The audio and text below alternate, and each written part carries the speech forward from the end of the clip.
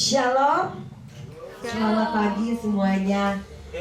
Kita bersuka cita pada pagi hari ini karena Allah baik bagi setiap kita. Kita memiliki Allah yang sungguh dahsyat dalam kehidupan kita. Mari beri sorak-sorai bagi nama Tuhan. Amin. Bersoraklah bagi Tuhan. Haleluya. Allah bangkit, bersoraklah. Allah bangkit. Saya undang bangkit berdiri. Musuh dikalahkan, umatnya dibebaskan. Allah dahsyat di tempat kudusnya.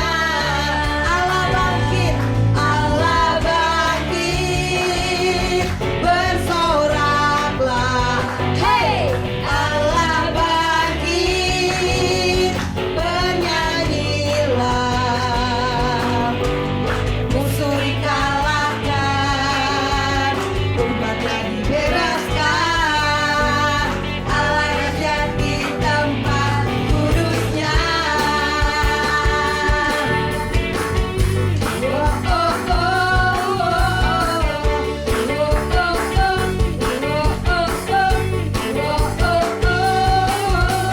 Serahkanlah kekuatanmu, ya Allah. Tunjukkanlah kuasamu, ya Tuhan.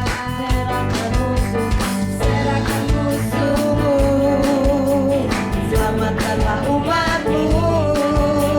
Allah dahsyat di tempat kudusnya. Serahkanlah kekuatanmu bagi setiap kami Tuhan. Serahkanlah kekuatanmu, ya Allah. Tunjukkanlah kuasamu, ya Tuhan. Serahkan musuhmu, selamatkanlah umatmu. Allah dahsyat di tempat kudusnya. Allah bangkit, bersorak. Katakan, hey, Allah bangkit, bernyanyilah.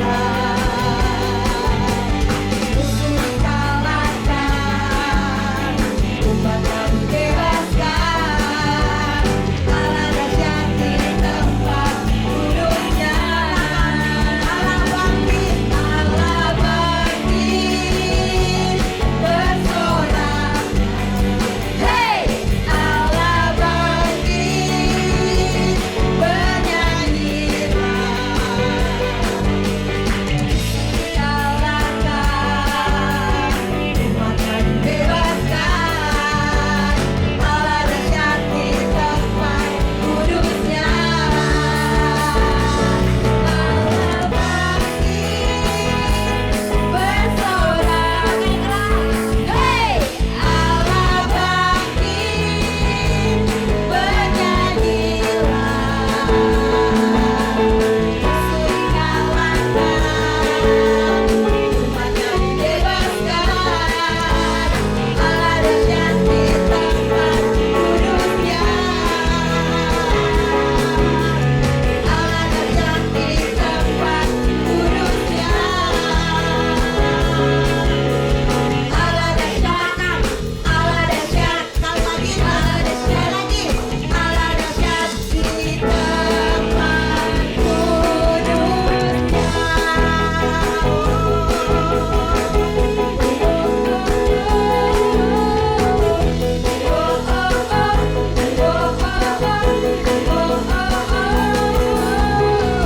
Sorak-sorai bagi nama Tuhan, Allah yang dahsyat bagi kehidupan kita. Silakan duduk. Haleluya Yesus. Kami bersyukur Tuhan pagi hari ini. Kau Allah yang teramat baik dalam hidup kami. Kau selamatkan kami Yesus. Kau bebaskan setiap hidup kami.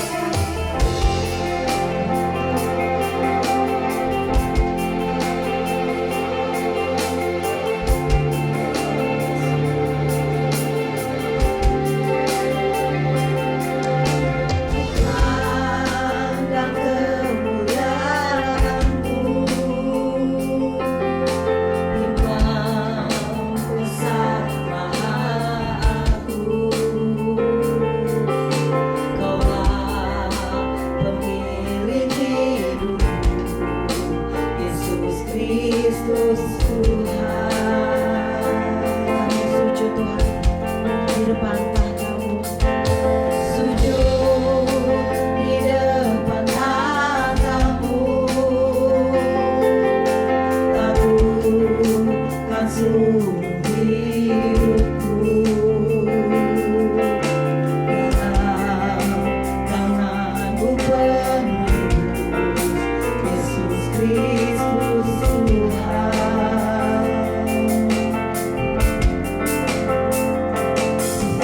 Tiada satupun yang luput dari karya kasih-Mu yang mulia. Bagimu segala pujian, hormat, kemuliaan.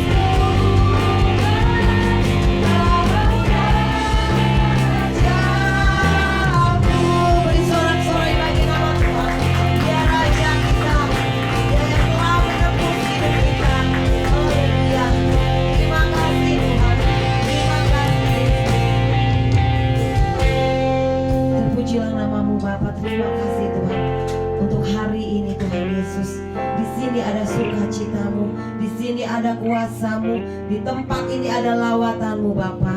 Terima kasih Tuhan, kami siap untuk memuji dan memuliakan Engkau pada pagi hari ini Tuhan Yesus.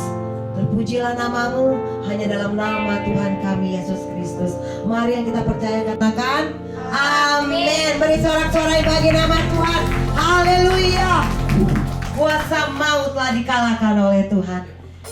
Saat ini kita telah bebas.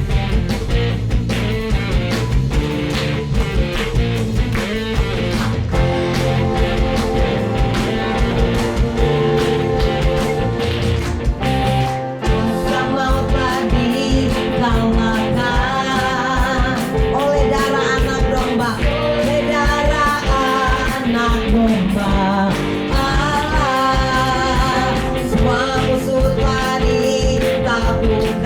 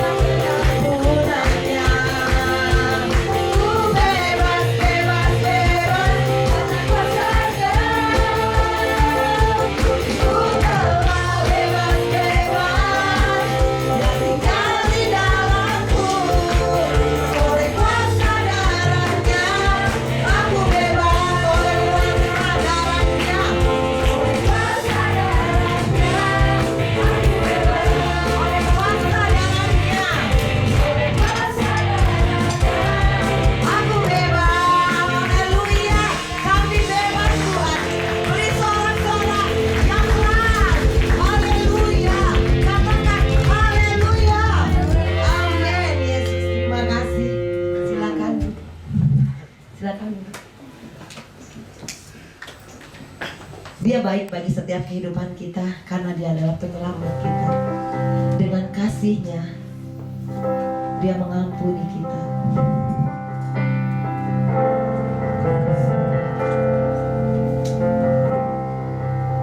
Kita akan katakan Tuhan baik. God is so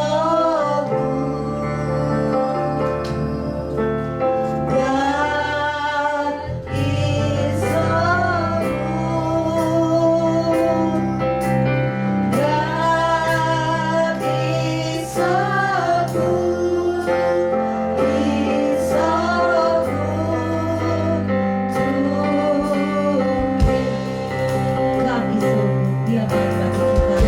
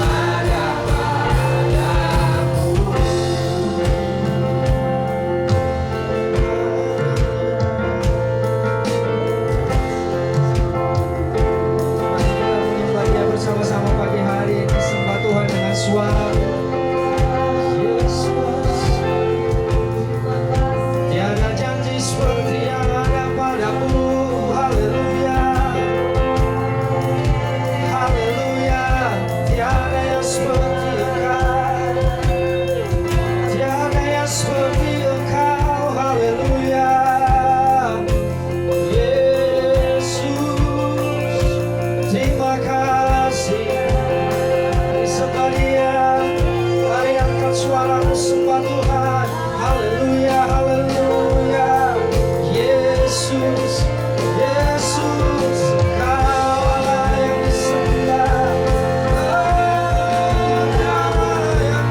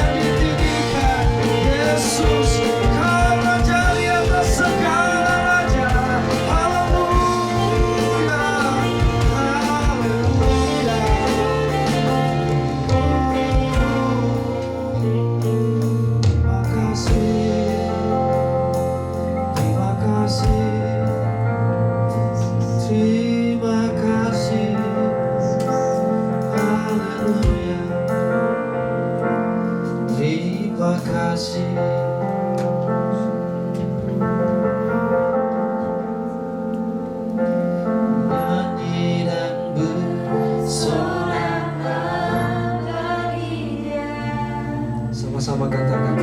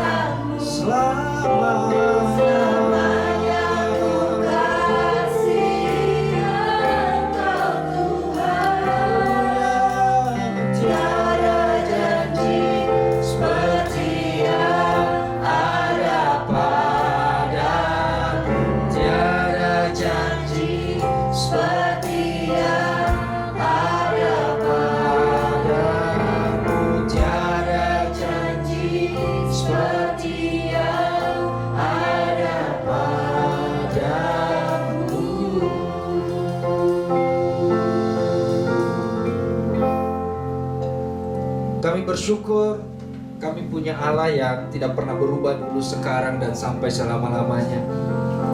Engkau adalah menara kekuatan kami. Engkau adalah penghibur dan pelindung dalam setiap hidup kami. Engkau adalah juru selamat kami, penyelamat hidup kami. Pagi hari ini kami mau menyanyikan kebesaran Tuhan. Kami mau menganggukkan segala kebaikan yang Kau berikan dalam hidup kami, Tuhan Yesus.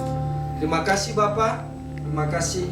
Kami siapkan hati, pikiran, seluruh hidup kami pagi hari ini untuk mendengarkan kebenaran firman Tuhan bagi setiap kehidupan kami, sehingga kami pagi hari ini Tuhan boleh diteguhkan, dikuatkan, dibangkitkan iman dan pengharapan yang baru di dalam Tuhan. Setiap kami yang berbeban berat dapat pulang dan mengalami kemenangan daripada Tuhan.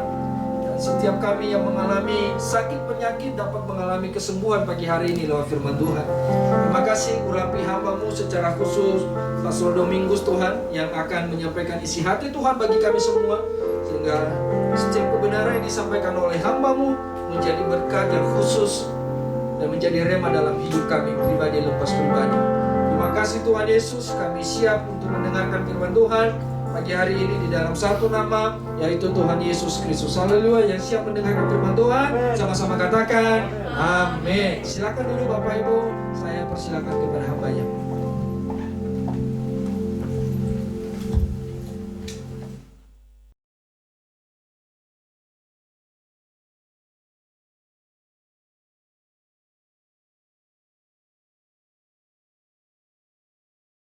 Selamat pagi Bapak Ibu Saudara sekalian. Selamat pagi. Selamat Paskah. Selamat Paskah. Karena kita masih dalam suasana Paskah, kebangkitan Tuhan kita. Dan firman Tuhan pagi hari ini juga masih seputar Paskah.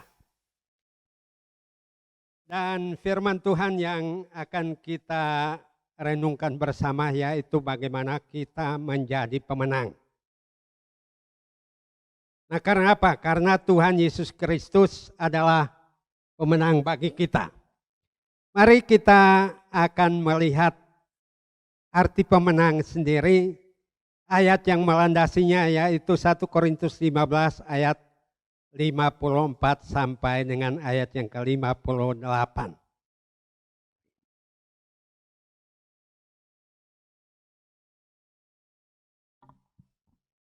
Satu Korintus 15 ayat 54 sampai dengan 58. Dan sesudah yang dapat binasa ini mengenakan yang tidak dapat binasa, dan yang dapat mati ini mengenakan yang tidak dapat mati, maka akan genaplah firman Tuhan yang tertulis, maut telah ditelan dalam kemenangan. Hai maut, di manakah kemenanganmu? Hai maut, di manakah sengatmu? Sengat maut ialah dosa, dan kuasa dosa ialah hukum Taurat.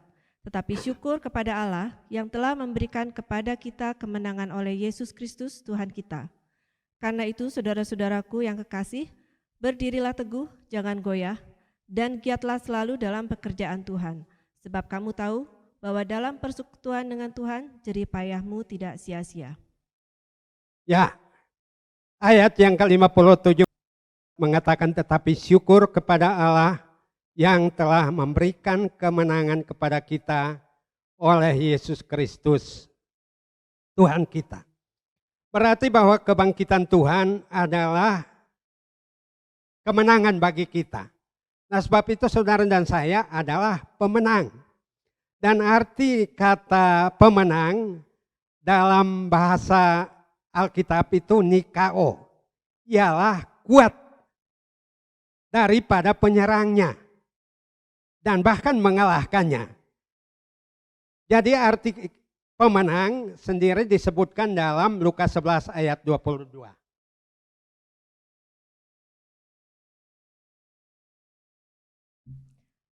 Lukas 11 ayat 22.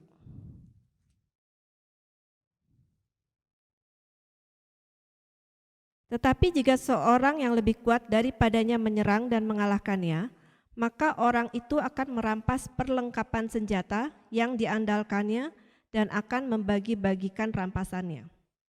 Jadi kalau saudara adalah seorang pemenang karena Tuhan Yesus yang bangkit itu, berarti saudara dan saya adalah seorang yang lebih kuat daripada yang menyerang dan mengalahkannya.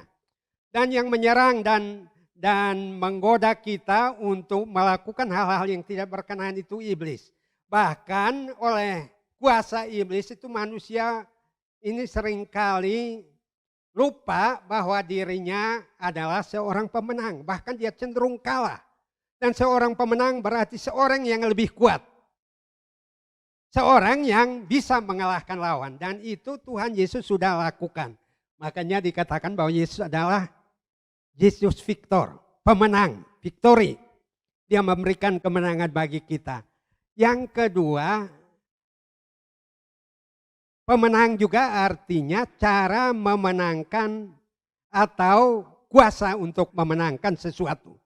Jadi di dalam kehidupan kita kalau kita ingin menjadi pemenang, tidak mungkin kalau kita melakukan dengan kekuatan kita sendiri. Kita butuh apa? Kuasa. Dan kuasa itu terjadi kalau Roh Kudus ada di dalam hidup kita.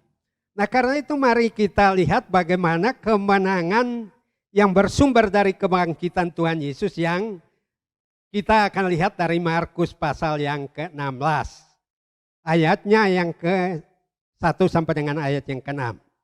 Markus 16. Markus 16 ayat 1 sampai dengan 6.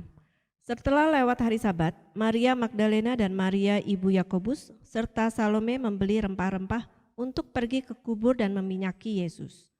Dan pagi-pagi benar pada hari pertama minggu itu, setelah matahari terbit, pergilah mereka ke kubur. Mereka berkata seorang kepada yang lain, "Siapa yang akan menggulingkan batu itu bagi kita dari pintu kubur?" Tetapi ketika mereka melihat dari dekat, tampaklah batu yang memang sangat besar itu sudah terguling. Lalu mereka masuk ke dalam kubur dan mereka melihat seorang muda yang memakai jubah putih duduk di sebelah kanan. Mereka pun sangat terkejut. Tetapi orang muda itu berkata kepada mereka, "Jangan takut, kamu mencari Yesus orang Nazaret yang disalibkan itu. Ia telah bangkit, ia tidak ada di sini. Lihat, inilah tempat mereka membaringkan dia." Perempuan-perempuan ketika Tuhan Yesus bangkit pada hari yang ketiga, kalau bagi kita hari Minggu ya. Nah, mereka pagi-pagi benar katanya. Mereka membeli rempah-rempah untuk pergi ke kubur dan meminyaki Yesus. Padahal Tuhan Yesus mati itu pada hari hari Jumat ya, kalau menurut kalender kita sekarang. Dan itu tidak ada kesempatan bagi mereka karena ketika maghrib mayatnya Tuhan Yesus diturunkan lalu dikafani oleh Yusuf dari Arimatea lalu dikuburkan. Dan perempuan-perempuan ini menjadi pemenang oleh karena apa? Mereka mengalahkan segala kesukaran mereka. Karena dikatakan di sini bahwa pagi-pagi mereka pergi ke kubur, tetapi sebelumnya mereka membeli rempah-rempah. Saya pikir apakah ada toko rempah-rempah yang pada pagi hari sudah buka sehingga perempuan-perempuan ini membeli rempah-rempah sebelum mereka pergi ke kubur Tuhan. Padahal kalau mereka keluar dari kota Yerusalem itu kota yang ada pintu gerbangnya. Nah sehingga pastilah hari itu hari-hari yang diliputi oleh ketegangan, ketakutan dan murid-murid saja takut dan mengunci diri mereka di rumah di mana mereka berada. Tapi perempuan-perempuan ini menjadi pemenang. Oleh karena apa? Mereka tidak peduli dengan isu di sekitar mereka. Hal-hal yang menakutkan mereka, mereka abaikan. Mereka mengambil keputusan untuk pergi ke kubur Yesus.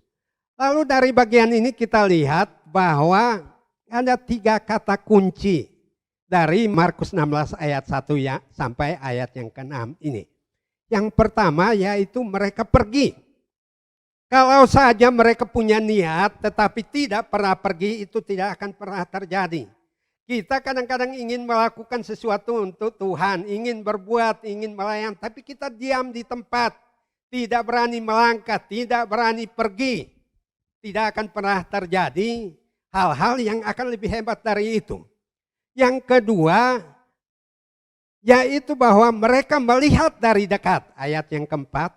Tetapi ketika mereka melihat dari dekat, tampaklah batu yang memang sangat besar itu sudah terguling. Mereka melihat dari dekat. Di dalam pikiran mereka ada pertanyaan di ayat yang ketiga, siapa yang akan menggulingkan batu itu bagi kita dari pintu kubur? Dan Alkitab juga mencatat bahwa batu itu sangat besar. Dan kalau mereka hanya merenungkan, mengatakan bahwa batu yang menutupi pintu kubur itu sangat besar, dan mereka tidak datang mendekat, tidak akan pernah menyaksikan bahwa Yesus itu bangkit. Banyak orang ingin menyaksikan mujizat Tuhan tetapi looking from distance. Hanya lihat dari kejauhan. Tidak berani mendekat. Tetapi perempuan-perempuan ini berani datang dekat ke kubur Tuhan. Situasi kita sekarang ini kan gak boleh dekat-dekat ya. Harus jaga jarak. Keep distancing. Nah tetapi tidak berarti bahwa apa? Kita menjaga jarak dalam pengertian persekutuan kita dengan Tuhan. Apakah pandemi yang sudah hampir 2 tahun ini membuat kita tidak lagi berdoa? Tidak lagi membaca firman Tuhan. Bahkan banyak saudara-saudara kita yang belum berani untuk datang dekat ke Tuhan. Karena apa? Ya memang taat pada protokol kesehatan. Tapi di sisi lain ketakutan masih melanda kita. Paranoid masih melanda kita. Padahal kita menghadapi batu-batu yang besar di depan kita. Batu-batu yang besar. Batu yang menghalangi kita untuk memahami, mengenal Tuhan lebih dekat, lebih jauh lagi. Batu-batu yang mungkin menjadi persoalan-persoalan dalam kehidupan kita dan kita kalah. Yang kita pikirkan Siapa yang akan menggulingkan batu itu? Lalu kita diam di tempat. Siapa yang mengangkat persoalan saya? Siapa yang akan menolong saya? Lalu kita tidak datang dekat kepada Tuhan. Nah, kata yang ketiga yang disebutkan dalam Markus 16 ini yaitu masuk. Ayat yang kelima. Lalu mereka masuk ke dalam kubur dan mereka melihat seorang muda yang memakai jubah putih duduk di sebelah kanan. Mereka pun sangat terkejut. Jadi iman Kristen adalah iman yang dinamis, meningkat. Tadi mereka pergi. Nah sekarang dekat. Setelah dekat mereka masuk. Pagi-pagi hari saudara ya, saya waktu kecil itu lewat kuburan aja takut ya saudara ya, apalagi masuk ya. Dan ada kawan saya mendirikan satu pusat konseling di Cianjuang itu. Dia beli tanah itu dekat kuburan. Tadinya tidak ada perumahan di situ. Tapi orang ini ketika beli tanah dekat situ lalu dia mendirikan bangunan mulai satu-satu datang. Sekarang itu penuh. Karena sebelumnya pada takut. Karena lingkungannya lingkungan pekuburan. Jadi kalau kita ingin menyaksikan perkara-perkara yang besar, kita ingin menjadi pemenang, harus apa? Masuk. Ketika mereka masuk ke dalam kubur, baru mereka mendapat berita dari malaikat yang mengatakan, jangan takut. Kamu mencari Yesus orang Nazaret yang disalibkan itu, ia telah bangkit. Jangan takut, Injil Matius bilang kamu mencari dia yang hidup di antara orang mati. Yesus sudah bangkit, dia Tuhan yang hidup. Berarti kalau kita tidak masuk lebih dalam, kita dalam bayangan kita Tuhan yang mati. Kalau Tuhan yang mati percuma. 1 Korintus 15 ayat 14 mengatakan apa? Percuma sia-sia iman kita kalau Yesus tidak bangkit. Kita berkumpul di sini percuma karena tidak ada kehidupan kekal. Karena dia hidup, dia naik ke surga menyediakan tempat untuk kita. Karena dia hidup, dia akan kembali untuk menjemput kita. Karena dia hidup, dia mendengar doa kita. Karena dia hidup, dia mendengar keluh kesah kita. Karena dia hidup, dia memperhatikan, dia care, peduli dengan saudara dan saya. Tapi kalau dia adalah Tuhan yang mati, saudara mau berdoa, berpuasa, doa kita sia-sia.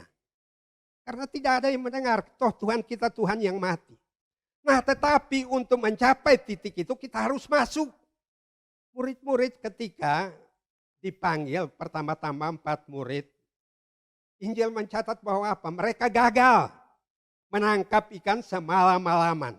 Ketika pagi hari Yesus ada di pantai lalu bertanya kepada mereka dalam kekecewaan. Mereka mengatakan apa? Tuhan sepanjang malam kami telah menangkap ikan tetapi tidak mendapatkan apa-apa. Lalu Tuhan bilang apa? Tolakkan perahumu sedikit lebih ke dalam. Masuk. Walaupun tidak mungkin pagi hari mana mungkin ada ikan yang berkumpul di tempat yang dangkal. Tapi berani masuk. Kalau kita ingin menjadi pemenang dalam kehidupan ini tidak cukup kita hanya berdiri. Tidak masuk lebih jauh untuk menyaksikan bahwa Tuhan kita adalah Tuhan yang bangkit. Tuhan yang hidup, Tuhan yang peduli, Tuhan yang mendengar. Tuhan yang mau berbicara kepada kita, yang mau menjawab persoalan kita. Karena tadi mereka tanya, siapa yang akan menggulingkan batu ini? Nah tetapi begitu dekat, batu itu sudah terguling. Karena apa? Tuhan mengutus malaikatnya melakukan gempa lokal. Hari kemarin gempa di tempat Pak Andre ya, di Malang ya. Tanya. Nah itu terdampak ke orang sekitar ya, satu kota. Tapi gempa itu hanya terjadi di kubur Tuhan. Untuk menggulingkan batu yang besar itu. Karena tidak mungkin wanita-wanita ini yang disebutkan namanya di sini. Gak mungkin mereka rame-rame dorong-dorong batu itu, gak bisa. Tapi Tuhan punya cara untuk mengatasi itu jikalau kita mendekat. Jikalau kita masuk lebih dalam untuk melihat bagaimana Tuhan itu. Ya saudaraku yang dikasihi Tuhan menjadi orang Kristen, jangan orang Kristen yang itu ya diam di tempat, harus pergi. Mendekat, lalu masuk lebih jauh untuk mengetahui rahasia-rahasia misteri-misteri yang Tuhan akan ungkap di dalam kehidupan ini. Jadi ini yang harus kita perhatikan di sini. Sebab apa? Itu murid-murid yang 11 orang, Yudas kan sudah bunuh diri ya. 3 tahun lebih mereka mendengar firman Tuhan. Melihat mujizat-mujizat yang Tuhan lakukan. Dan Tuhan sudah 3 kali mengatakan bahwa dia mati dan akan bangkit pada hari yang ketiga. Tapi toh mereka tidak percaya juga. Masih takut juga kepada ancaman yang disampaikan oleh orang-orang Farisi. Nah padahal perempuan-perempuan ini ketika datang ke kubur, saya katakan mereka pemenang. Karena apa? Mengalahkan rasa takut mereka. Kemudian apa? Mengalahkan semua prajurit-prajurit yang diperintahkan untuk memeteraikan kubur Yesus ya. Jadi waktu mereka datang bukan hanya batu besar itu yang mereka pikirkan. Itu ada tentara. Ada prajurit yang disuruh untuk menjaga kubur. Nah tapi Alkitab mencatat bahwa pagi itu ketika gempa bumi terjadi, mereka seperti orang mati, tidak berdaya. Prajurit-prajurit itu. Nah sehingga perempuan-perempuan ini datang menyaksikan kota tentara pada diam semua, ketakutan. Lalu tentara-tentara itu ada di sekitar kubur, tetapi mereka tidak pernah mendengar apa yang disampaikan oleh malaikat. Karena malaikatnya ada dalam kubur yang kosong. Menyampaikan berita kepada perempuan-perempuan ini. Nah sehingga prajurit-prajurit itu terima duit, sogokan. Mereka tutup mulut memberitahu bahwa Yesus tidak bangkit. Nah bagi saudara dan saya ini penting. Karena kalau kita ingin menjadi pemenang ini bukan menjadi orang Kristen yang hanya diam di tempat. Tidak berani datang dekat pada Tuhan. Sekarang ini ya saya katakan pandemi ini menjadi ujian bagi iman kita. Apakah saudara pemenang atau tidak? Apakah saudara menjadi orang yang dikalahkan oleh data yang tiap hari muncul seperti ini dan seperti itu. Lalu kita menyaksikan wah ini yang posting ini posting itu. Kadang-kadang di antara mereka yang pakar sekalipun membingungkan kita. Nah karena itu kita mendekat kepada Tuhan. Lebih jauh masuk apa yang Tuhan mau sampaikan kepada kita. Nah yang berikut kita menjadi pemenang. Ada rahasianya di 1 Yohanes 5 ayat yang keempat sampai ayat yang kelima. 1 Yohanes pasal 5 ayat 4 sampai 5. 1 Yohanes 5 ayat 4 dan 5. Sebab semua yang lahir dari Allah mengalahkan dunia, dan inilah kemenangan yang mengalahkan dunia, iman kita. Siapakah yang mengalahkan dunia selain daripada dia yang percaya bahwa Yesus adalah anak Allah? 2 macam orang yang bisa mengalahkan persoalan-persoalan, perkara-perkara dunia disebutkan dalam 2 ayat ini. Yang pertama yaitu apa? Semua orang yang lahir dari Allah mengalahkan dunia, itu yang namanya kelahiran baru. Bukan berapa tahun kita menjadi Kristen. Tapi apakah saudara dan saya sudah menerima Tuhan Yesus sebagai Tuhan dan Juru Selamat pribadi kita? Semua yang lahir dari Allah diberi status sebagai anak-anak Allah. Yaitu mereka yang percaya dan menerima Dia. Diberi kuasa untuk menjadi Allah. Jadi semua yang lahir dari Allah mengalahkan dunia. Tidak berarti bahwa kita tidak pernah menghadapi masalah. Justru orang yang lahir dari Allah ini karena iblis tahu bahwa dia anak Allah. Wah, itu persoalannya tidak sedikit saudara. Nah tapi dia adalah pemenang. Pemenang tadi artinya apa? Artinya orang kuat, lebih kuat dari penyerangnya. Lebih kuat dari persoalan kita. Lebih kuat dari masalah kita. Dan orang yang kedua yang disebutkan dalam 1 Yohanes 5 ayat 4 dan 5 ini apa? Siapakah yang mengalahkan dunia ini selain daripada apa? Dia yang percaya bahwa Yesus adalah anak Allah. Kalau saudara ingin mengalahkan dunia, tidak cukup Yesus seorang yang baik. Tidak cukup Yesus hanya nabi. Tidak cukup Yesus hanya orang yang bisa mengadakan mujizat. Tetapi harus sampai pada pengakuan bahwa dia yang percaya bahwa Yesus adalah anak Allah. Dan itu namanya iman. Iman di dalam Tuhan Yesus Kristus. Jadi siapa yang mengalahkan dunia? Persoalan-persoalan yang kita hadapi di dunia ini ya, kebutuhan kita sehari-hari, kebutuhan kita akan uang, kebutuhan kita akan kesehatan, akan rasa aman dan sebagainya, itu tidak akan kita dapatkan kalau kita tidak melakukannya dalam iman. Tapi saya mau ingatkan saudara ya, hati-hati soal iman. Saya minggu lalu istri saya membelikan sebuah kaset disket ya, CD. Sudah lama saya tidak lihat kaset itu. Dan minggu lalu saya lihat kok ini masih utuh ya, ada bungkusnya dan sebagainya. Dan coba saya setel pasang itu lagu di mobil ya, karena judulnya itu lagu-lagu penyembahan. Nah tapi ada satu lagu yang membuat saya terkejut. Karena lagu itu apa? Mengatakan bahwa jikalau kita memiliki iman sekecil biji sesawi, wah, kata itu membuat saya langsung terhenyak. Kok sekecil biji sesawi? Jika engkau mempunyai iman sekecil biji sesawi, kata. Saya pulang penasaran, saya lihat kembali Alkitab. Alkitab tidak pernah mengatakan bahwa iman sekecil biji sesawi. Tapi apa? Sebesar biji sesawi. Itu yang disebutkan Tuhan, tidak pernah disebutkan biji yang lain. Biji sesawi. Kerajaan Allah juga diumpamakan dengan biji sesawi. Dan iman kita adalah iman sebesar biji sesawi, bukan sekecil biji sesawi. Lalu saya berpikir inilah, kadang-kadang kalau kita tidak membaca Alkitab, istilah yang bergeser sedikit saja, kita aminkan. Oh iman sekecil, berarti kita kurang penghargaan terhadap iman kita. Padahal di sini dikatakan cukup mengakui bahwa Yesus adalah anak Allah.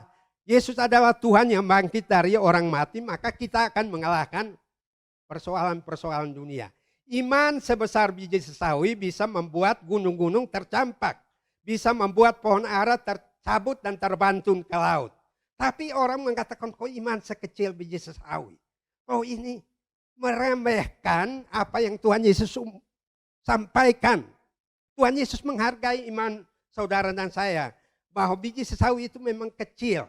Tetapi Tuhan mengatakan bahwa iman ukurannya seperti itu tapi kuasanya dahsyat. Nah itu sebabnya mereka yang lahir dari Allah, mereka yang mengakui bahwa Yesus adalah Allah, ini mengalahkan persoalan-persoalan dunia.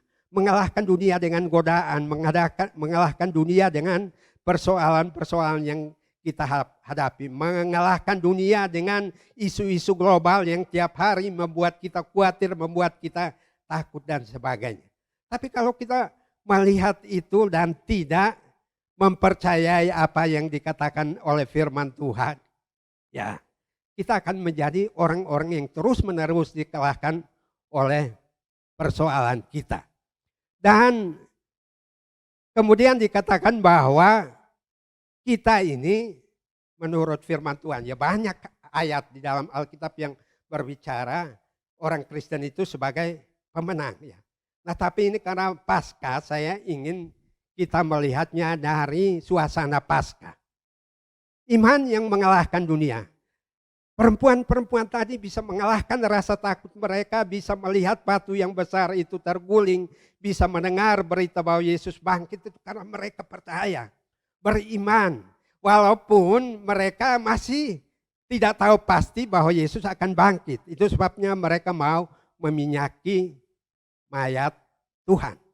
Tetapi Tuhan tahu bahwa mereka mencari Yesus yang hidup, yang bangkit dari antara orang mati. Tuhan mengutus malaikatnya untuk menjawab misteri mereka. Dan itulah Tuhan kita, Tuhan yang hidup. Dan di dalam perjanjian lama juga diberitahu bahwa Paskah itu berarti apa? Pasah melewati. Jadi begitu ada tanda darah di ambang atas dan di kedua tiang pintu, malaikat maut yang akan memusnahkan anak-anak sulung dalam rumah itu akan lewat.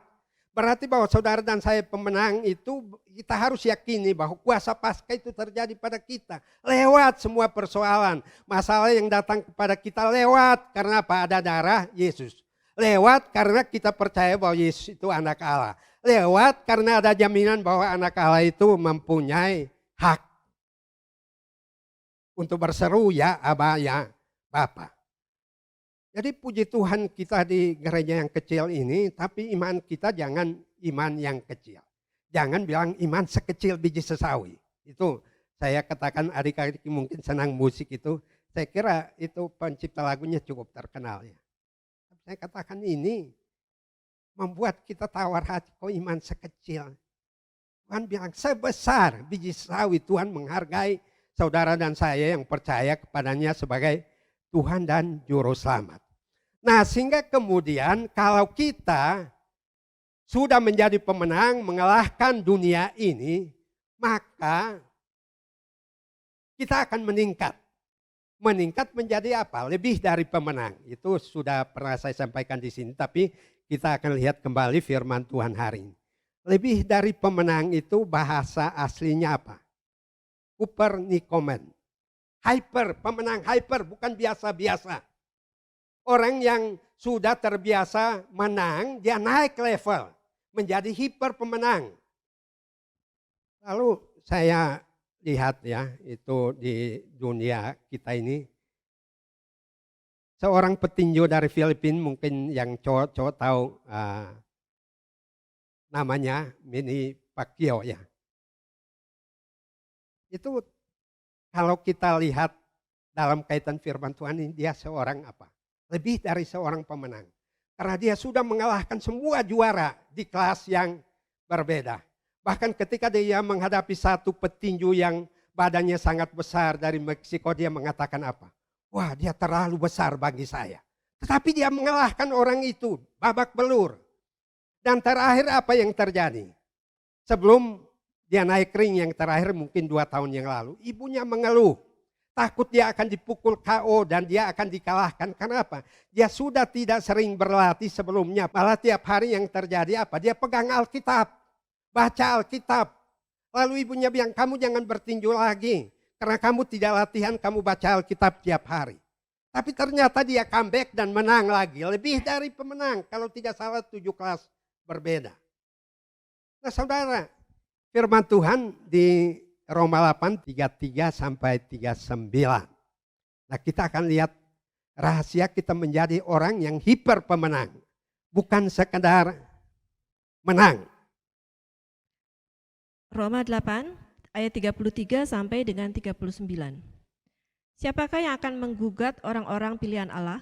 Allah yang membenarkan mereka. Siapakah yang akan menghukum mereka? Kristus Yesus yang telah mati, bahkan lebih lagi yang telah bangkit, yang juga duduk di sebelah kanan Allah, yang malah menjadi pembela bagi kita. Siapakah yang akan memisahkan kita dari kasih Kristus? Penindasan atau kesesakan, atau penganiayaan, atau kelaparan, atau ketelanjangan, atau bahaya, atau pedang, seperti ada tertulis, oleh karena engkau kami ada dalam bahaya maut sepanjang hari. Kami telah dianggap sebagai domba-domba sembelihan. Tetapi dalam semuanya itu kita lebih daripada orang-orang yang menang oleh Dia yang telah mengasihi kita. Sebab aku yakin bahwa baik maut maupun hidup, baik malaikat-malaikat maupun pemerintah-pemerintah, baik yang ada sekarang maupun yang akan datang, atau kuasa-kuasa baik yang di atas maupun yang di bawah, ataupun sesuatu makhluk lain, tidak akan dapat memisahkan kita dari kasih Allah yang ada dalam Kristus Yesus Tuhan kita. Saudara dan saya lebih dari pemenang, hiper nikon. Nah oleh karena apa? Kita menang terhadap persoalan yang berkali-kali mendera kita. Saya katakan tadi Manny Pacquiao tidak pernah akan dikatakan juara kalau dia tidak pernah bertanding. Saudara dan saya bukan pemenang kalau kita tidak pernah menghadapi masalah. Justru masalah itu membuktikan bahwa kita menang. Kita orang hebat. Dan disebutkan dalam ayat yang ke-34 dan 35 ya. 35. Siapa yang akan memisahkan kita dari Kristus? Penindasan, kesesakan, penganiayaan, kelaparan, ketelanjangan, bahaya atau pedang. Berarti seorang pemenang itu sudah melewati persoalan demi persoalan, sudah compang-camping. Bukan 1-2 kali menghadapi masalah. Saya kira Pak Andri pemenang loh. Lebih dari pemenang. Persoalan berdarah berkali-kali beliau masih melayani Tuhan, itu kan hebat. Tidak ada yang dapat memisahkan kita dari kasih Tuhan walaupun kita punya persoalan yang datang menyerang kita berkali-kali. Kalau saudara nggak ada masalah, saudara nggak akan membuktikan iman kita tangguh. Tetapi disebutkan kenapa kita lebih dari pemenang. Ada penindasan, ada penganiayaan, ada kelaparan, ada ketelanjangan, ada bahaya, ada pedang. Kalau saya semua ini saya sudah lewati. Lapar sudah pernah. Ditindas sudah pernah, disakiti apalagi.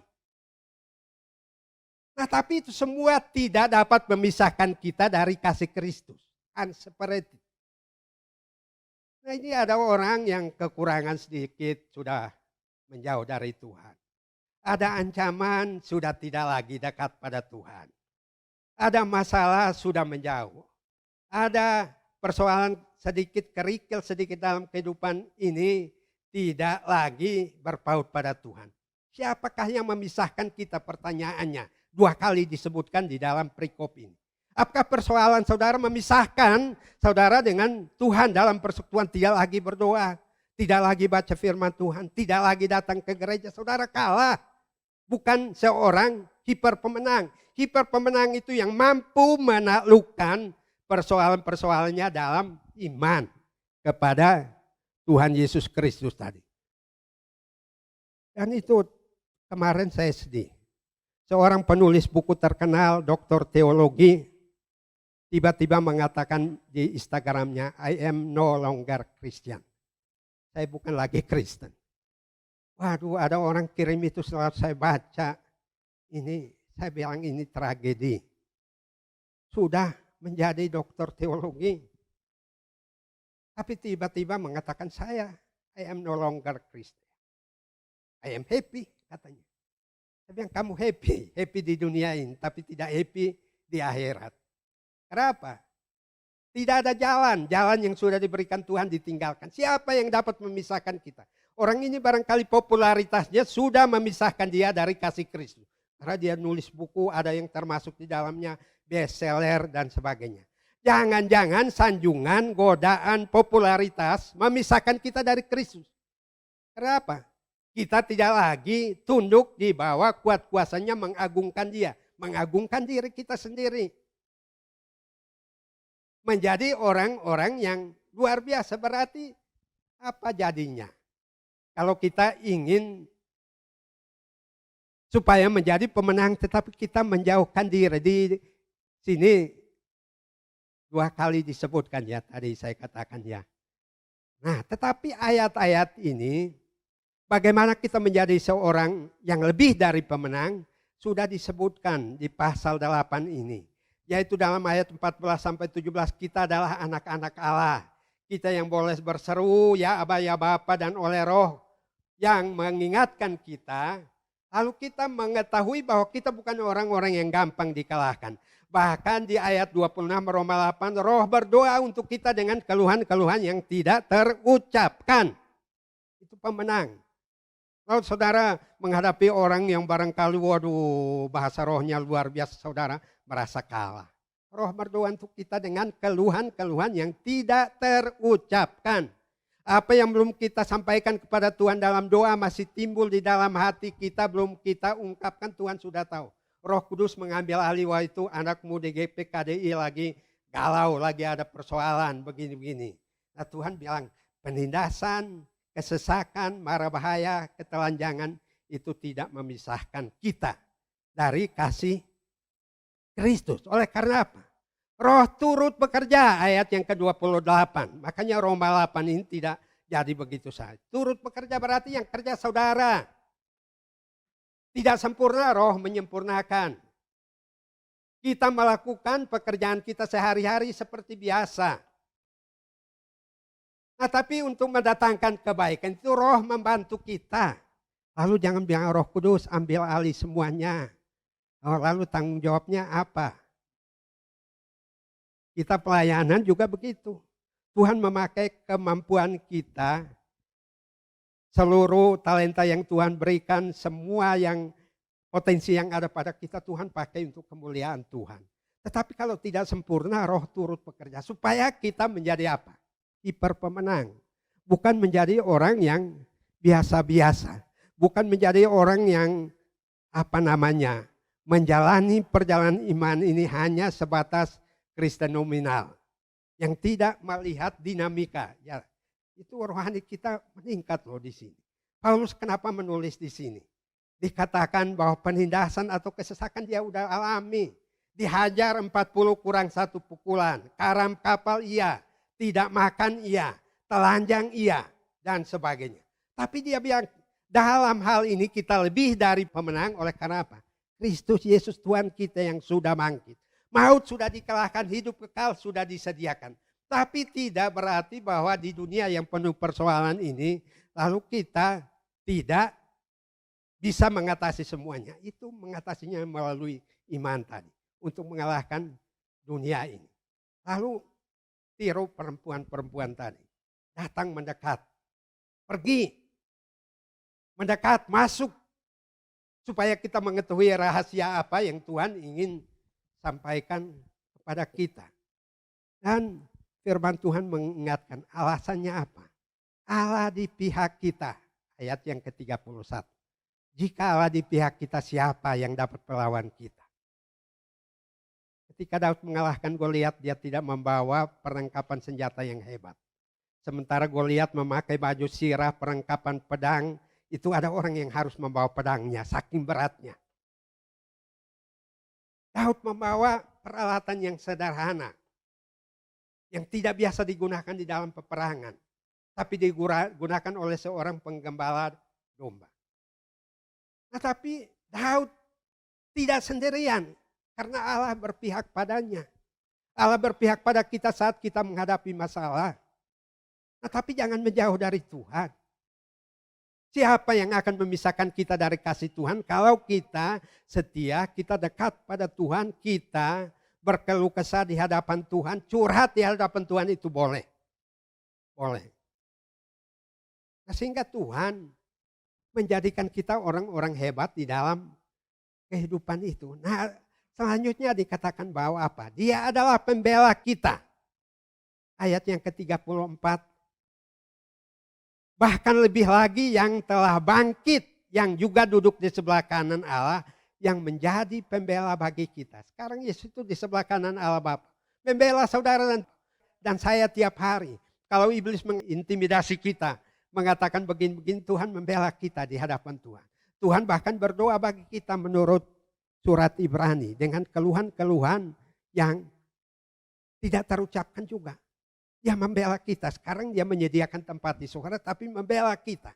Kalau ada masalah berarti Tuhan bela-belain saudara dan saya. Nah, kalau saudara menjauh dari Tuhan, siapa yang membela? Kadang-kadang kita sebagai manusia pikiran kita kepada orang kuat. Pada orang yang duitnya kuat, orang yang ekonominya kuat, orang yang persoalannya begini-begini. Yesus pembela kita ya saudara ya. Pandemi ini tidak sedikit orang yang mengalami kesulitan. Tapi orang-orang yang adalah anak Allah yang percaya bahwa Yesus adalah anak Allah. Mereka itu nanti jadi orang apa? Kiper pemenang.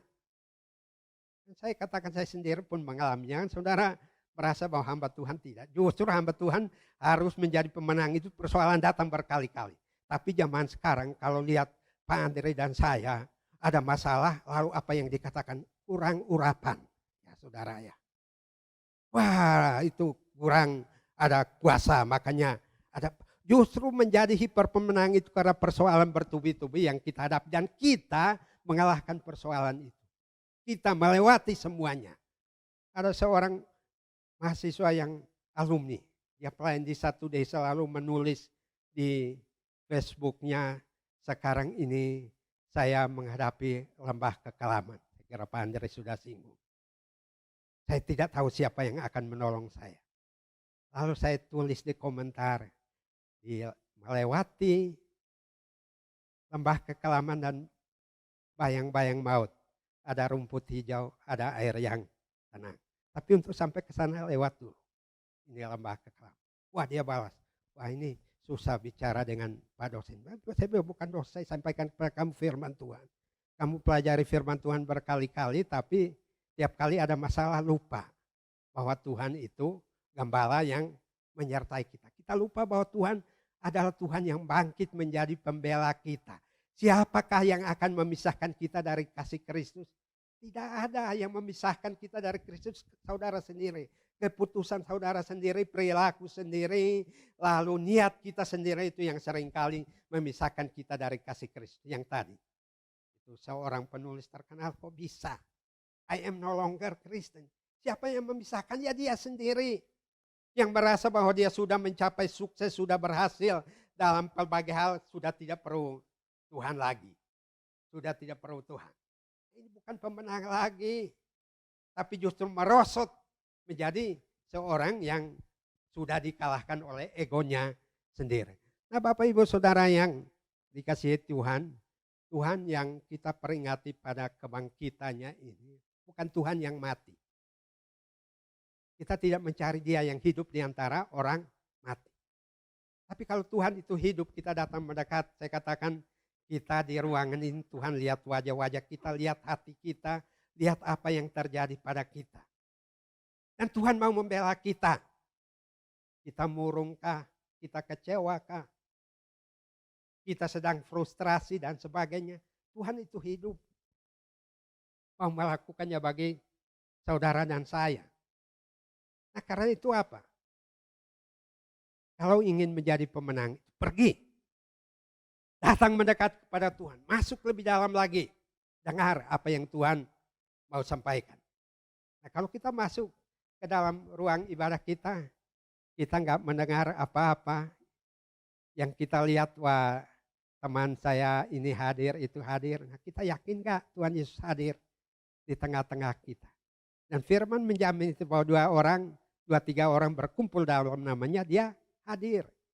Dia ada di tengah-tengah kita dan dia mau menjadi pembela kita. Jadi orang hiper pemenang ini adalah orang yang sudah mengalami penindasan, mengalami kesesakan, mengalami penganiayaan, mengalami kelaparan, mengalami ketelanjangan, mengalami bahaya dan mengalami pedang. Tapi disimpulkan dalam ayat 37-39. Mari Ibu, Roma 8:37 sampai 39. Roma 8 ayat 37 sampai 39. Tetapi dalam semuanya itu kita lebih daripada orang-orang yang menang oleh Dia yang telah mengasihi kita. Sebab aku yakin bahwa baik maut maupun hidup, baik malaikat-malaikat maupun pemerintah-pemerintah, baik yang ada sekarang maupun yang akan datang, atau kuasa-kuasa, baik yang di atas maupun yang di bawah, ataupun sesuatu makhluk lain, tidak akan dapat memisahkan kita dari kasih Allah yang ada dalam Kristus Yesus Tuhan kita. Tidak ada yang dapat memisahkan kita dari kasih Kristus. Jangan ketika kita berada di tengah masalah seolah-olah Tuhan jauh dari kita. Tuhan membela kita. Dan Tuhan ingin kita menjadi pemenang. Latihan.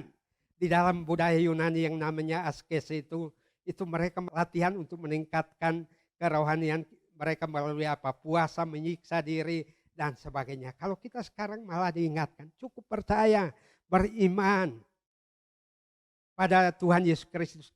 Dan kita jangan lupa bahwa diri kita itu anak Allah. Makanya dalam keadaan apapun, ya Bapa kita berseru memohon pertolongan dan melihat apa yang Tuhan mau lakukan bagi kita. Nah sehingga orang-orang yang menang ini adalah orang-orang yang tetap di dalam Kristus dan melewati semuanya bersama dengan Kristus. Amin. Saudara mau jadi pemenang? Pemenang? Aminnya pelan-pelan berarti belum bisa mengalahkan musuh. Ya amin. Ya puji Tuhan. Kita akan naikkan sebuah pujian yang sudah sangat terkenal bagi kita. Sebab dia hidup pada hari esok. Mari jemaat saya undang bangkit berdiri.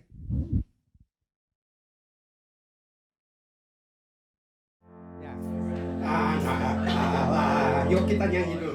Anak Allah, wal tepuk tangan. Yesus namanya menyembuhkan, menyucikan, bahkan mati, tebus dosaku, gugur dosa, membuktikan dia hidup, dia hidup.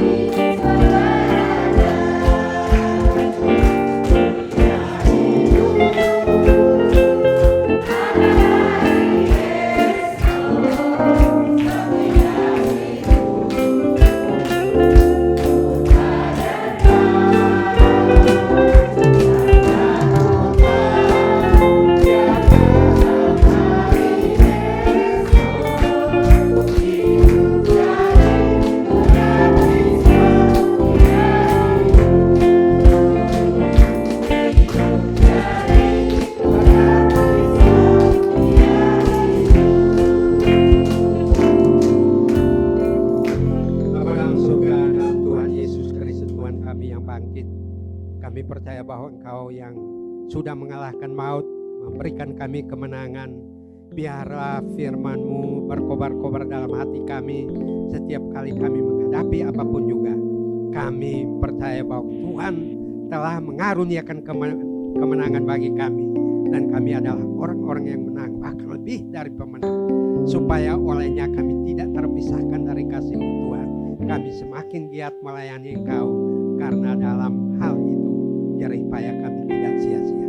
Terpuji nama-Mu Tuhan, meteraikan firman-Mu dalam hati kami, karena kami tahu hari esok kami menjadi lebih baik oleh karena kebangkitan.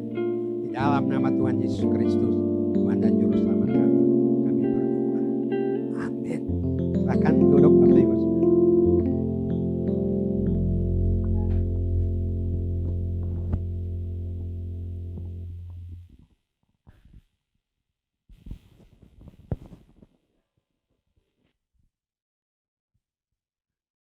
Ya, puji Tuhan. Terima kasih untuk Pak Domingus yang sudah menyampaikan firman Tuhan. Dan maaf tadi lagunya terlalu lambat. Ya. Ya. Ya, Pak, terlalu lambat. Hah? Di luar skenario. Ya, ada beberapa pengumuman yang perlu saya sampaikan pada saat ini. Pertama adalah ayah dari saudara AB waktu yang lalu ini pada hari Jumat ya telah dipanggil pulang oleh Tuhan. Memang ayahnya saudara AB ini bukan jemaat di sini. Saudara AB-nya yang berjemaat di sini. Ya, itu sudah dipanggil pulang oleh Tuhan dan dalam kondisi yang sudah sakit lama ya. Ya.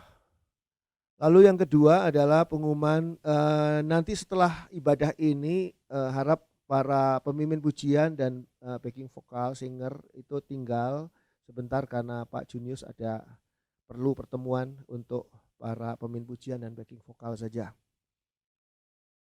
Lalu saya ingin sampaikan juga ada Paskah Sinode GBKDI yang akan dilaksanakan besok hari Senin lewat Zoom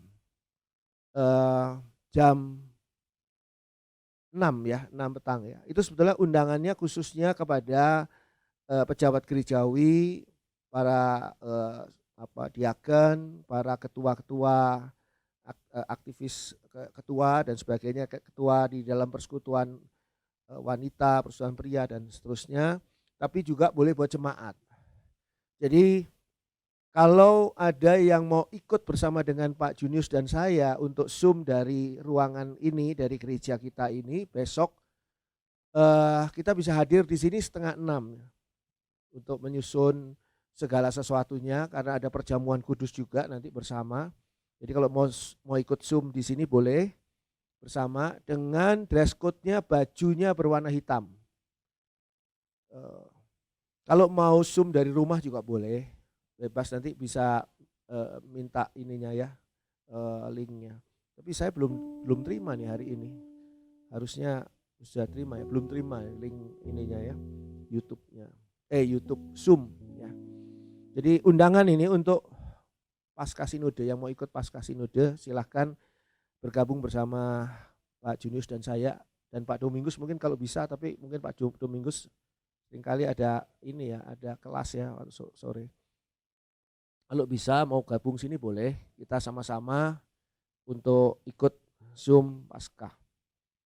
Lalu saya ingatkan juga bahwa hari ini ada pengumuman di acara kebaktian anak online dari Sinode. Pengumuman tentang pemenang dari lomba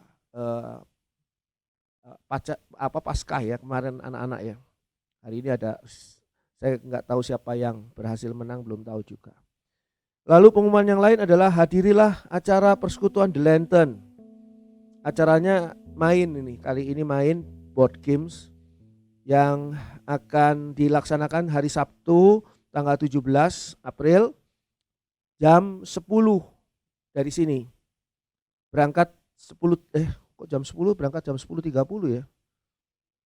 Kumpul jam 10 maksudnya ini dan berangkatnya jam 10.30 dari gereja. Oh, jam 10 itu kumpul dan berangkat maksudnya. 10.30 sudah mulai main. Dan ini menariknya. Iya kan? Betul nggak? Nggak. Oh, 10.30 berangkat dari sini. Jadi mainnya sebentar sekali, cuma sampai jam 2. 11, ya 3 jam. Rasanya, iya terlalu pagi belum buka. Tapi kalau saudara tertarik dengan board game, pasti 3 jam nggak kerasa nih. Ya, silahkan ajak teman-teman, keluarga untuk sama-sama kita bersama bergabung bermain bersama dengan The Lantern kaum muda. Lalu bagi mereka yang mau menjadi anggota GPKDI Tabernakel Kasih, hubungi Ibu Heni atau Ibu Kanti di meja sekretariat. Dan bagi mereka yang ingin melayani Tuhan, ada di Warta Jemaat di sana untuk bisa juga menghubungi Ibu Heni atau Ibu Lian. Dan berikutnya juga saya ingatkan acara Zoom hari Jumat memahami ayat-ayat Alkitab tetap berlangsung. Jumat ini jam 7 seperti biasa, 7 malam sampai jam 9 malam. Isinya obrolan santai, kita memahami, mengupas, mengerti, kita membicarakan tentang ayat-ayat firman Tuhan. Dan ini banyak sekali memberi berkat, termasuk bagi saya sendiri. Lalu dampingilah, jangan lupa dampingi anak-anak saudara yang ikut kebaktian anak melalui online. Supaya mereka serius ya, sebab kalau melalui online kan nggak tahu, diajak kakak-kakaknya di sini sudah yang memimpinnya dalam online itu sudah saya lihat betul-betul tergopoh-gopoh, nafasnya tersengal-sengal, keringat keluar dan sebagainya gitu ya dalam memimpin pujian. Suruh berdiri anak-anaknya di rumah nggak tahu berdiri nggak. Suruh tepuk tangan mungkin leleh. Mungkin orang tua tolong bantulah kami ini yang sudah babak belur nih di dalam melayani untuk membangunkan anak-anak ini supaya mereka ikut serta di dalam ibadah kebaktian anak online dari kata ya, kebaktian anak Tabernakel Kasih. Ya, saya rasa itu saja pengumumannya dan Tuhan memberkati.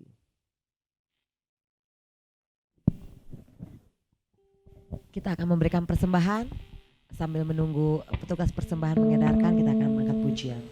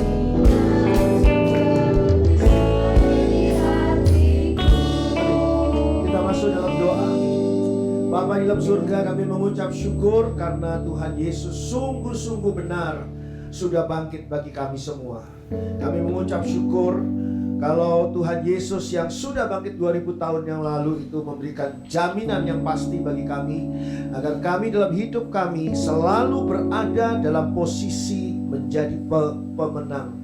Dan kami tidak pernah bisa dikalahkan oleh apapun juga, bukan karena kekuatan kami, tapi karena kekuatan kebangkitan Tuhan Yesus yang kami hidupkan di dalam hidup kami karena pertolongan dan kasih kemurahan Tuhan. Terima kasih Bapak untuk firman Tuhan. Berkati Bapak Pendeta Dr. Domingus Naat yang sudah menyampaikan berkat firman Tuhan kepada kami semua.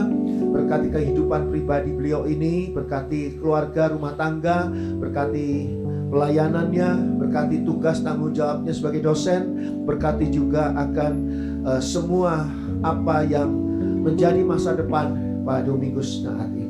Tuhan pimpin dan berkati kehidupan hamba-Mu ini. Tuhan Bapa dalam surga, kami juga mau serahkan akan persembahan yang sudah dikumpulkan. Dan biarlah persembahan ini boleh berkenan di hadapan Tuhan, sucikan dan kuduskan, layakkan di hadapan Tuhan. Dan Tuhan sendiri yang akan membalas setiap orang yang sudah memberikan kurban persembahan ini dengan berkat Tuhan berlipat ganda, jauh lebih besar dibandingkan dengan persembahan yang sudah disampaikan. Biarlah semua ini boleh menjadi kemuliaan bagi nama Tuhan. Bapa dalam surga, kami mau serahkan diri kami seluruhnya sebagai jemaat Tuhan, sebagai aktivis, sebagai pengerja gereja, sebagai diaken, sebagai hamba-hamba Tuhan GPKDI Tabernakel Kasih ke dalam kuasa tangan Tuhan. Biarlah Tuhan sendiri yang terus menjaga, melindungi kami di kondisi pandemi pada saat ini, agar tidak ada seorang pun dari kami yang terpapar akan COVID-19. Dan biarlah Tuhan sendiri yang menjaga dan melindungi juga perekonomian kami, keuangan kami, segala sesuatu yang kami butuhkan. Tuhan yang peliharakan kami, Tuhan yang berkati. Berikan tetap damai, sejahtera dan sukacita dalam rumah tangga kami masing-masing. Dan Tuhan sendiri yang menolong kami mengatasi semua persoalan. Dan ketika kami harus berhadapan dengan hal-hal yang berat dan sulit, kami tahu bahwa kami akan berhasil menjadi pemenang, bahkan lebih dari pemenang, karena kuasa Tuhan yang bekerja atas kami. Terima kasih Bapa dalam surga. Bapa dalam surga, kami juga berdoa bagi semua jemaat yang mengikuti live streaming maupun mereka-mereka yang mengikuti melalui ibadah online, baik mereka yang ada di kota Bandung, bahkan mereka yang ada di Indonesia, di luar kota Bandung, mereka yang mengikuti dari luar negeri. Semuanya Tuhan, Engkau berkati. Walaupun mereka jauh dari kami, tapi kami percaya Tuhan dekat dengan mereka. Dan mereka Tuhan berkati sama seperti Tuhan memberkati kami. Tidak ada seorang pun yang Tuhan lupakan. Semuanya berada di dalam kasih dan pimpinan, kemurahan dan penjagaan Tuhan yang luar biasa. Terima kasih Bapa dalam surga. Kami berdoa untuk bangsa dan negara kami Indonesia. Kami berdoa untuk Bapak Presiden dan jajarannya. Kami berdoa untuk semua program yang sedang dilaksanakan, program vaksinasi maupun hal-hal yang lain ya Tuhan, yang sedang dipersiapkan. Tuhan, biarlah semuanya boleh berlangsung karena kuasa Tuhan. Dan semuanya ini bukan karena hikmat manusia, tapi biarlah karena rencana Tuhan yang indah bagi Indonesia. Dan tetaplah Tuhan bukakan pintu penginjilan bagi bangsa kami Indonesia, sehingga justru di masa pandemi saat ini penginjilan boleh semakin luar biasa Tuhan. Karena waktu Tuhan sudah sangat dekat, kedatangan Tuhan sudah sangat dekat. Dan kami percaya Tuhan, kami masih diberi kesempatan untuk mengabarkan Injil dan membawa jiwa-jiwa datang kepada Tuhan. Gerakkanlah kami Tuhan sebagai terang dunia dan garam dunia dimanapun kami berada, menjadi alat-alat kerajaan surga untuk menyampaikan berita kemenangan, untuk menyampaikan berita keselamatan yang datangnya hanya dari Tuhan Yesus Kristus.